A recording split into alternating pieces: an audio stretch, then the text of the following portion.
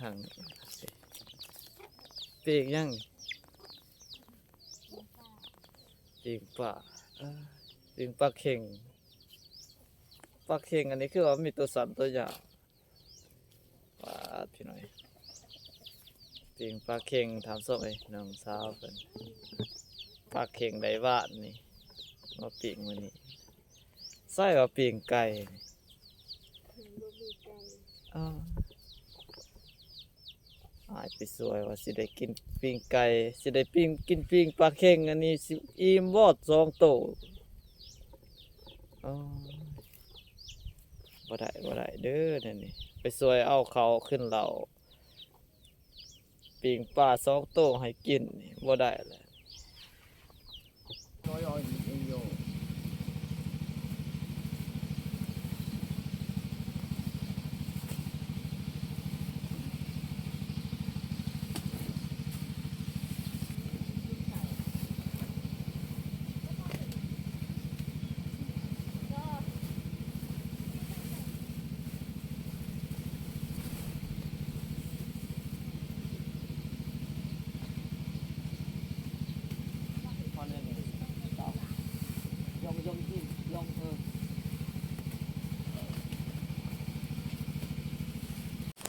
พี่น้อยเพียแหละก็ได้มาประมาณนี้ใส่คนเต็มรอบเขาพี่น้อยจนจำ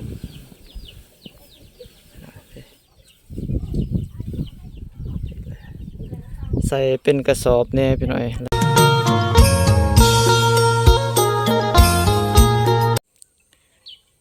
บรรยากาศยามมื้อเช้าถามสมตอนนี้กำลังสิเขา8 โมงพี่น้อยปรับบรรยากาศตามตรงไห้ทุ่งนาอีกแล้วพี่น้อยหลังจากเก็บเกี่ยวข้าวหน้าปีสำเร็จเสร็จสิ้นปั่นเป็นทีเรียบร้อยพี่น้อยก็เหลือแต่ต่อเฟืองหรือว่ากองเฟืองทำส้มอะไรคือที่เห็นมาพี่น้อยแล้วก็มีพวงงัวควายพี่น้อยพุ่นแหละโอ้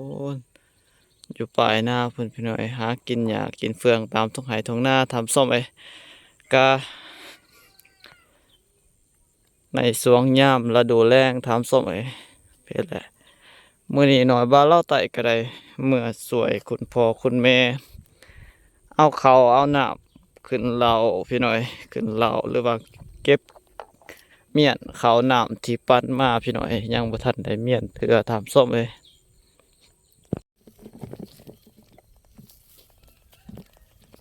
บรรยากาศยามสวยพี่น้อย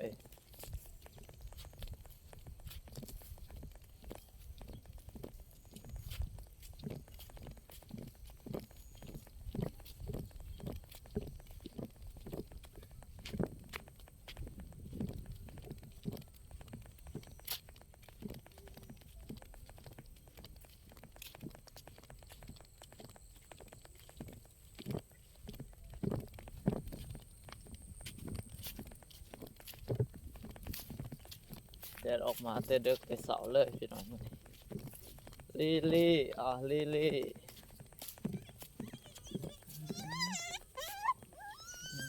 ีสัตว์ย่างย่างย่างย่างย่างย่างย่างย่างย่างเอาย่างย่างย่างย่างไม่ได้ย่างไม่ได้ย่างไม่ได้ย่างไม่ได้ง่ายแล้วว่าเดี๋ยวง่ายแล้วว่าง่ายแล้วว่าง่ายแล้วโอ้ยมันเปื้อน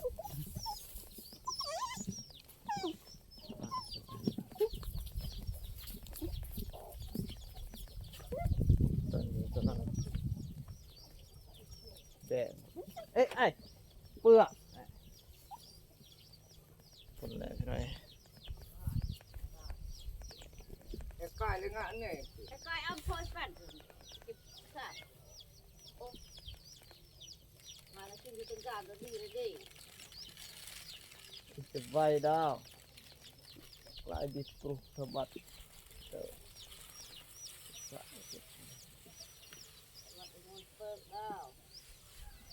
ก็ลงตบนี้ นี่เลยพี่น้อยตอนนี้คุณพ่อคุณแม่กำลังแบ่งข้าวพี่น้อยเพราะว่าสิเอาขึ้นเป็นกระสอบก็บ่ไหวพี่น้อยก็ต้องได้มีแบ่งคือเดี๋ยวนี้น้ำส้ม เป็นโรคเนี่ย กลาอีร่าง โรคละอีกอ่ะเอาอีกแล้ว ตอนไหนจะป๊อบ เขาจะกะเก็บเก็บ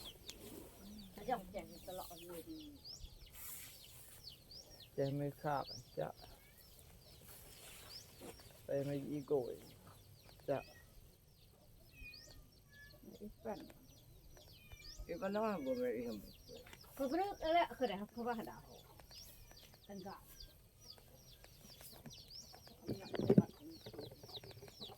พี่หน่อยตอนนี้ก็มาหอเทียนหอซับทีหอยพี่หน่อย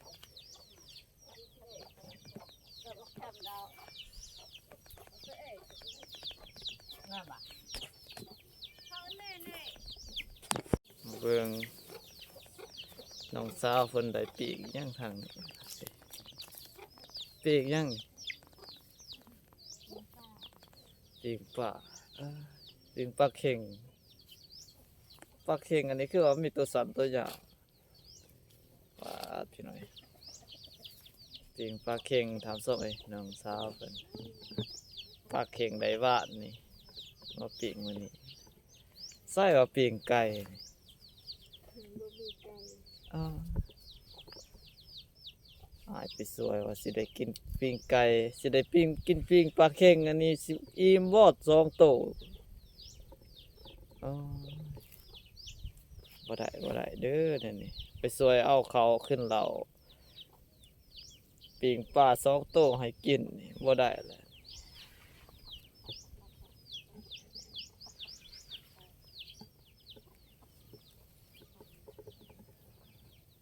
นี่แหละพี่น้อย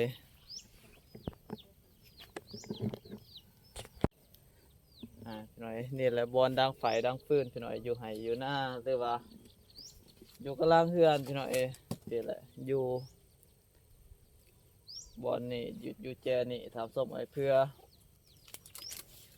อันนั้นพี่น้อยหลีกเลี่ยงไฟฟืนนั่นแหละทำส้มไว้เพราะว่าญาติเกิดสิ่งที่บกขาดคิดนั่นแหละทำส้มไว้ก็เลยได้มาดังไฟดังฟืนอยู่กลางเฮือนอยู่ขี้ตามขี้ดินนอนตอนยาแหละทำส้มไว้เพื่อได้อันนั้นพี่น้อยปลอดภัยไว้ก่อนทำส้มไว้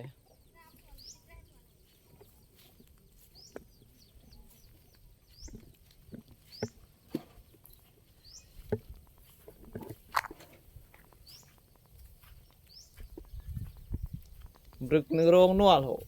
จิบระ1 3 นวด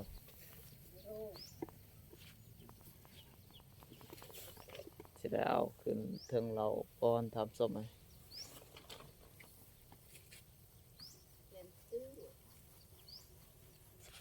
ตอนนี้คุณพ่อคุณแม่เพิ่นยังได้หายเขาทำส้มไว้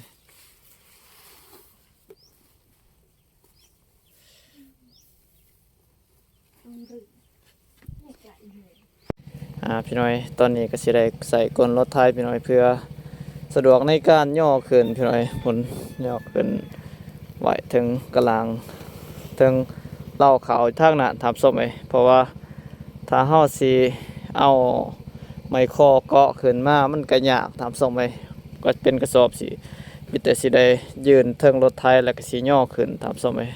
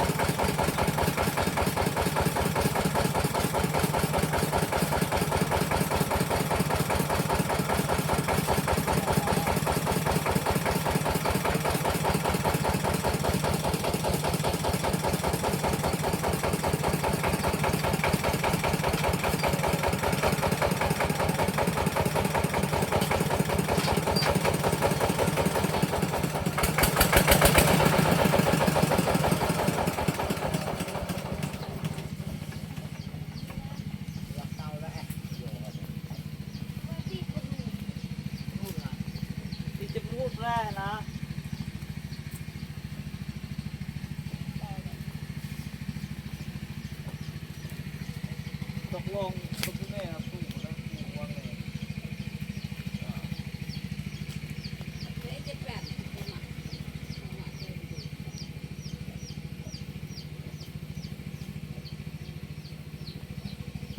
เอาแล้วอะไรเอาแล้วอะไรจัง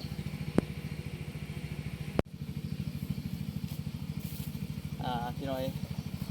ตอนนี้ก็สิได้ย่อขึ้นถามซ้ำไป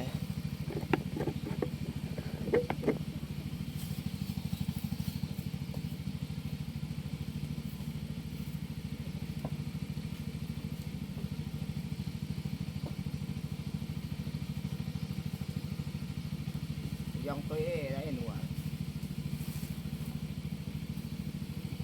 tôi chăm con này thì dòng ấy nói rồi nhiều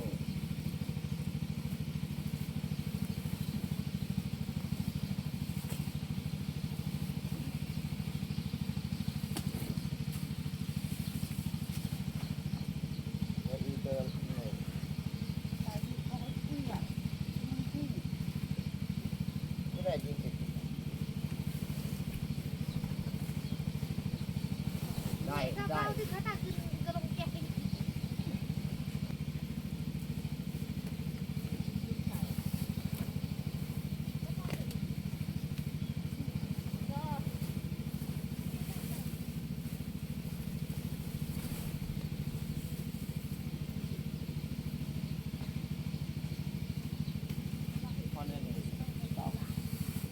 dòng gì dòng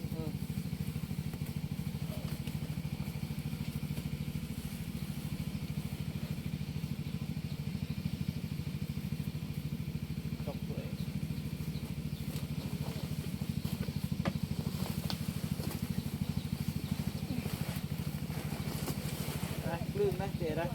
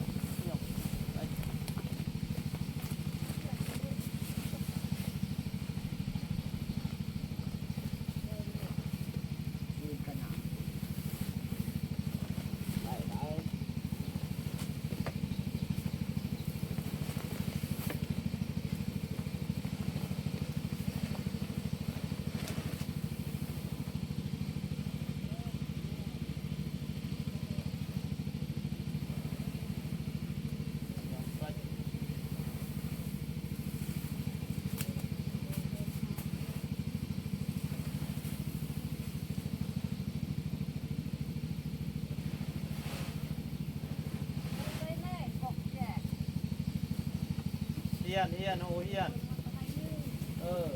ตัวกินมาติดมาตั้งไงรุ่น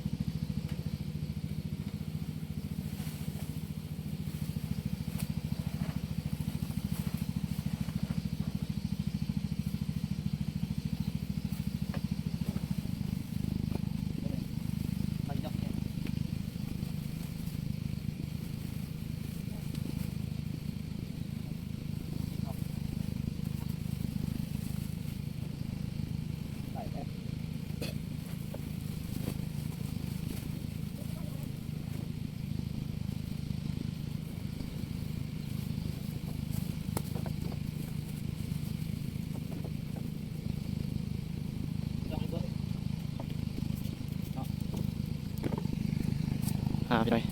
ตอนนี้กระเบิดแล้วพี่หน่อยโยนี่ทำส้มไหมยังแต่อยู่เทิงพี่หน่อยยังสดพี่หน่อย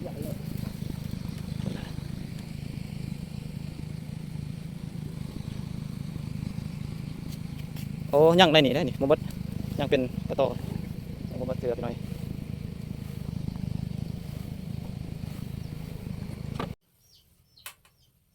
พี่น้อยตอนนี้ก็สิได้เอาเขาขึ้นทำสมัยสิได้ยกขึ้นพี่น้อย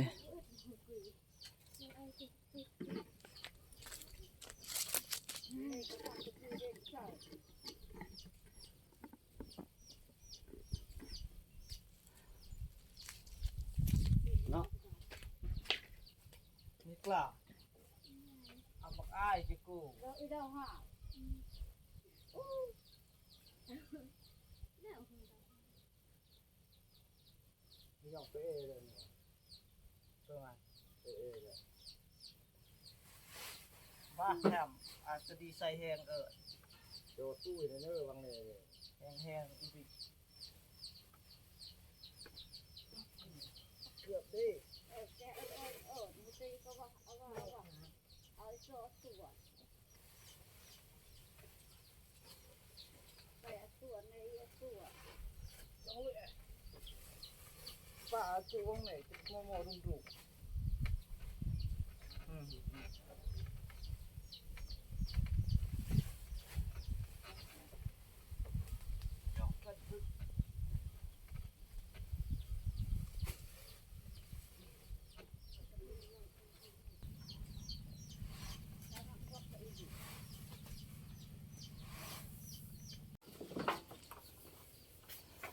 หลายคนพี่น้อยเอาขึ้นสวยกันทำส้มเลยน้องสาวน้องสายพี่น้อย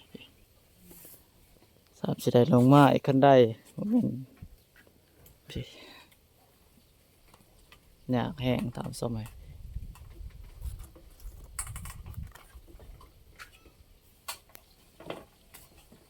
เอาขึ้นถึงสาวปลายสอบตามส้มเลย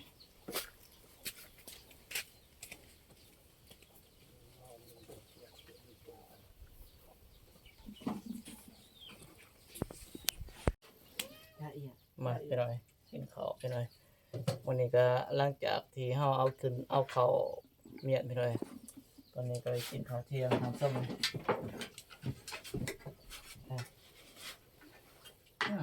เดี๋ยวยิ้ม ตัวเองต่าง พบ ต่า กั ง นปวด มันต่อยต่างตาว่าปรุงประตูปัว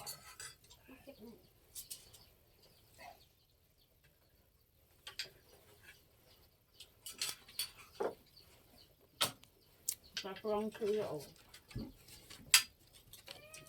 ไหนบ้าง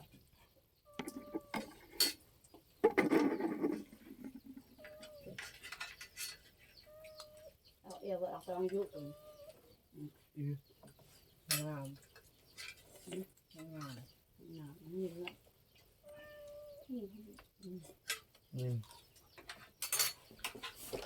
กินแกงหน่อไม้ไปหน่อยใส่กบย่างทำส้มเลย ถ้าไอ้ซอยเราลำบากตะโกนจะเป็นจุกคน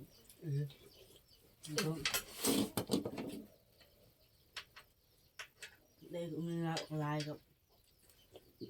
ลายกับขวด แต่อาหารเป็นจุก ขับข้าวไปจืดเจอแจ๊คเลยก็เอ็นเป็นจี ก็ยังเจ๋ง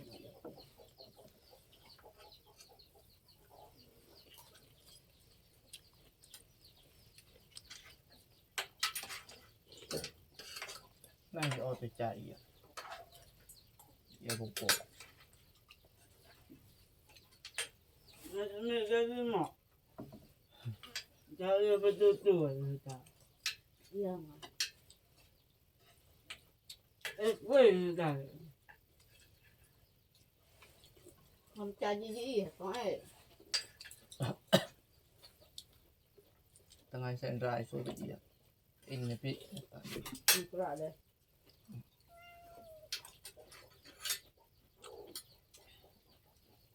ถ้าเต็มดอกแล้วล่ะเต็มบันทึกแค่ตรงไหนเอง ตั้งไงสู้ไปตะวังบานซ้ายแล้วน้องเวียดโดนอึนบิ่งเป็นอย่างทีแยก จะเป็นยังไง Iyan ada tek ada.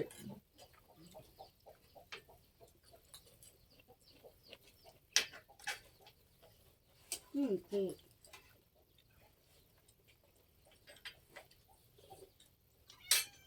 dạ không phải vậy.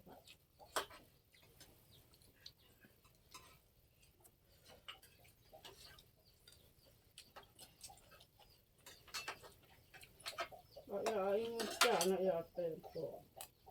Thì cha lao chả là cứ việc ăn nè để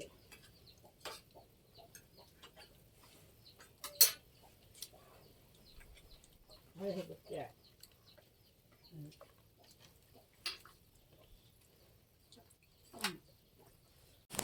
พี่น้อยเพียแหละก็ได้มาประมาณนี้ใส่คนเต็มรอบขาวพี่น้อยจนจำ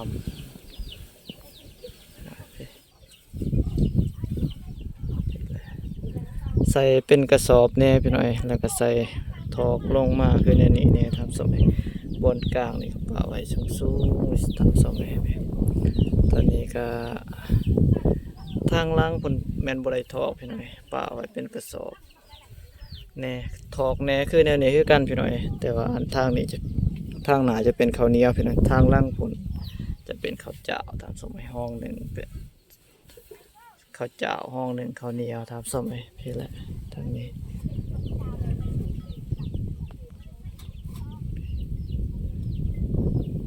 ในเราเขาทำสมัย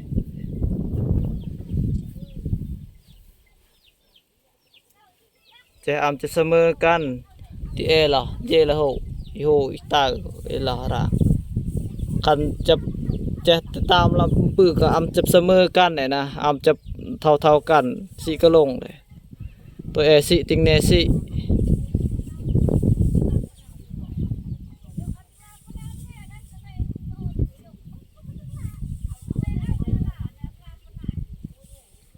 กันจะเมียยังง่ายเนี่ยง่ายต่อดาวละโหสมัยเดโหดาวละโหอ้าวใส่หิมตาโหก็ลงแบ่งคือซ้ำกันเป่าซ้ำกันจะปือติงเน่ตัวสิติงเนสิเรียบเป็นกระลงอาวาปะเน่เนี่ยนะไอตัวเป็นรวมกันดอก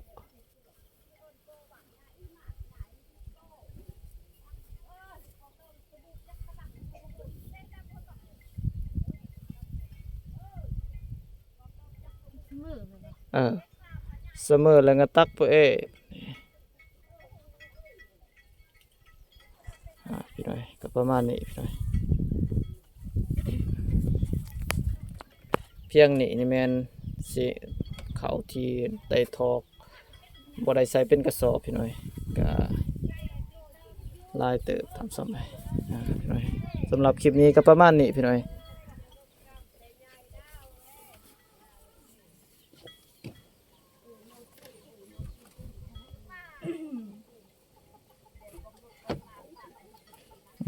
แกรู้เลย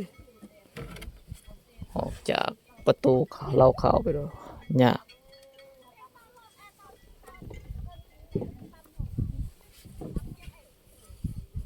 บนลงพี่น้อย